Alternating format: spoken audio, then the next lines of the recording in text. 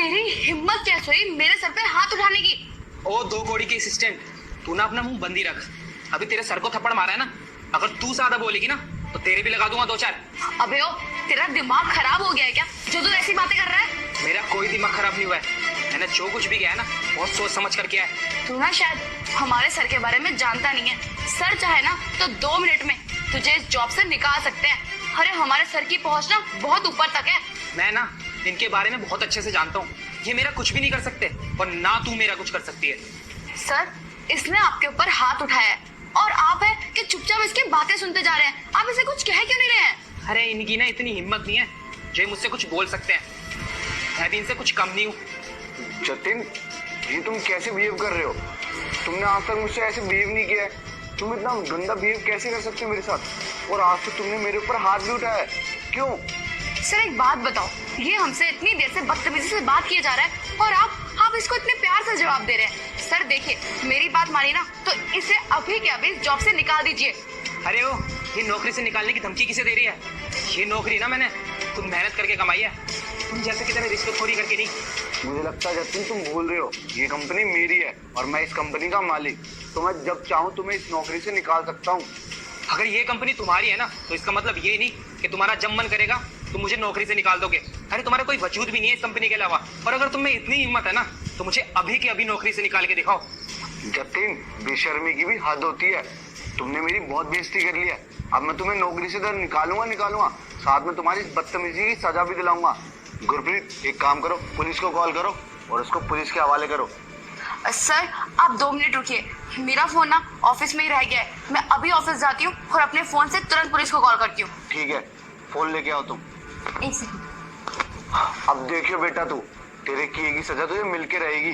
तूने बदतमीजी की है ना मेरे साथ, अब देख मैं क्या करता हूँ तेरे साथ। सर मुझे माफ कर दो, मैंने जो आप पर हाथ उठाया ना उसके पीछे बहुत बड़ी वजह है, वरना मैं ऐसे आप पर हाथ नहीं उठाता। मैं का एक मामूली सा सिक्योरिटी गार्ड और आपका इस कंपनी के मालिक, मैं यहाँ पर कैसे हाथ उठा सकता हूँ? आप प्लीज एक बार मेरी बात सुन लीजिए कि मैंने आप पर हाथ क्यों उठाया है। अरे ऐसी कौन सी वजह है जिसकी वजह से तुमने मेरे ऊपर हाथ उठाया है? बताओगे मुझे क्या है वो वजह?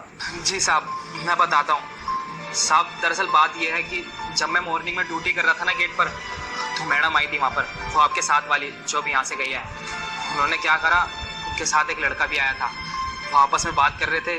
वो बात ये थी कि ये लो, मैंने इसमें जहर मिला दिया। अरे वाह, ये तो तुमने बहुत अच्छा काम किया। हाँ बस जैसे ये जहर का पानी मैं अपने बॉस को पिला दूंगी, उसके बाद उसकी सारी प्रॉपर्टी अपने नाम करवा के मैं इतनी बड़ी कंपनी की बॉस बन जाऊंगी।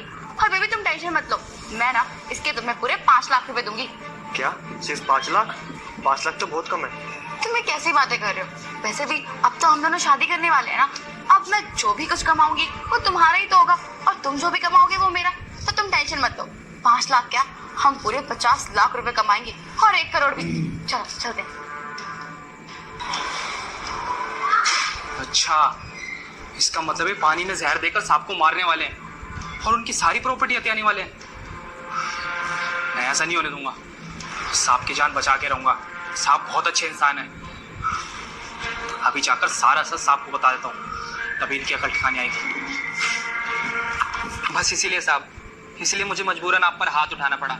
अब आप खुद बताइए, अगर मैं आप पर हाथ नहीं उठाता ना तो वो पानी आप पी जाते। और साहब ये तो मेरा फर्ज है ना कि अपनी ईमानदारी दिखाना और आपकी जान बचाना। तो बस इसीलिए साहब मैंने वो आपके साथ इतनी बदतमीजी कर दी, मुझे माफ कर देना। सर लीजिए, आ गई पुलिस, करवा दीजिए इसे अरेस्ट। ठीक कहा तुमने, अरेस्ट तो करवाना ही पड़ेगा, पर इसे नहीं, तुम्हें। सर ये आप कैसी बातें कर रहे हैं? आप तो जानते हैं ना, इस 2 कौड़ी के सिक्योरिटी गार्ड ने आप पर हाथ उठाया, आपकी बेइज्जती की, आपको भला बुरा बोला है और आप मुझे बोल रहे हैं कि मुझे अरेस्ट करवाएंगे। एक बात बताइए सर, आपको पता है कि सारी बदतमीजी इसने की है और आपने तो मुझे बोला था कि पुलिस को बुलाकर लेकर आए, और जब मैं पुलिस को बुलाकर लेकर आ गई तो आप मुझे बोल रहे हैं कि मुझे आप अरेस्ट करवाएंगे। क्या हो गया सर आपको, आप ऐसा क्यों बोल रहे हैं? गुरप्रीत, मुझे सारा सच पता लग गया है कि तुम मुझे मारना चाहती हो। तुम मुझे बताओगी तुमने मेरी बोतल में जहर क्यों मिलाया और मुझे क्यों मारना चाहती थी? इस पुलिस वाले के सामने बताओ सब कुछ। लेकिन तुझे कैसे पता चल गया कि उस पानी में जहर था? जब आप सुबह आ रही थी ना तो मैं मेन डोर पर ड्यूटी दे रहा था और आपके साथ एक लड़का भी आया था। मुझे तो तभी शक हो गया था कि आप कुछ बहुत गलत करने वाले हो, और मैंने देखा कि आप एक पानी की बोतल में जहर मिलाने की बात कर रहे थे, और अगर वो पानी अगर सर पी लेते ना तो उनकी जान चली जाती। इसलिए सुबह से मैं यहीं खड़ा था कि काश सर मुझे दिख जाए और मैं उनकी जान बचा पाऊँ। इसलिए मैं यहाँ पर सुबह से खड़ा होकर उनका वेट कर रहा था, और जैसे ही मुझे सर दिखे मैंने उनकी पानी की बोतल गिरा दी, और पानी की बोतल गिरने की वजह से आज सर हमारे सामने जिंदा खड़े हैं। और मुझे पता है कि तुम सर को क्यों मारना चाहती हो। तुम सर की सारी प्रॉपर्टी हथिया कर अपने बॉयफ्रेंड के साथ रंगरलियां मनाने चली जाती। हाँ, जतिन ने मुझे सब कुछ सच सच बता दिया है कि तुम मुझे मारकर मेरी प्रॉपर्टी हासिल करना चाहती थी और यहाँ से अपने बॉयफ्रेंड के साथ दूर भागना चाहती थी। पर अफसोस, इस काम में तुम सफल नहीं हो पाओगी, क्योंकि मुझे सच पता लग गया है। अब तुम जाओगी सीधा जेल, मुझे मारने के जुर्म में। आपने सर को मारने की कोशिश की है, देखना अब तुम जिंदगी भर जेल में चढ़ोगी, तुम्हें कोई नहीं बचा सकता। चलो यहाँ से। इंस्पेक्टर साहब, ले जाइए इस लड़की को और इसको ना कड़ी से कड़ी सजा दिलवाना। सर आप चिंता मत कीजिए, इसने जो किया है ना उसके लिए जिंदगी भर छूट नहीं पाएगी। देखिए sir, please try to understand, मुझसे बहुत बड़ी गलती हो गई सर, प्लीज मुझे माफ कर दीजिए। मैं आज के बाद ऐसा कभी कुछ नहीं करूंगी। प्लीज जतिन, आज तुम समझाओ ना सर को कि मैं ऐसा कभी कुछ नहीं करूंगी। बहुत हो तेरा ड्रामा, चलो यहाँ से। जतिन, बहुत बहुत धन्यवाद तुम्हारा मेरी जान बचाने के लिए। आजकल कहाँ मिलते हैं ऐसे लोग, इतने वफादार और अपने मालिक को इतना प्यार करने वाले।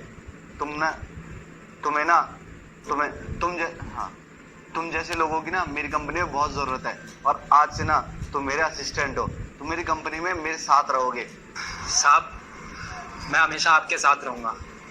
आप पे जो भी मुसीबत आएगी सबसे पहले मैं आपके सामने खड़ा रहूँगा, और मैं तो चाहता हूँ मुसीबत सर पे आने से पहले मेरे ऊपर आए, ताकि आपको कुछ ना हो पाए।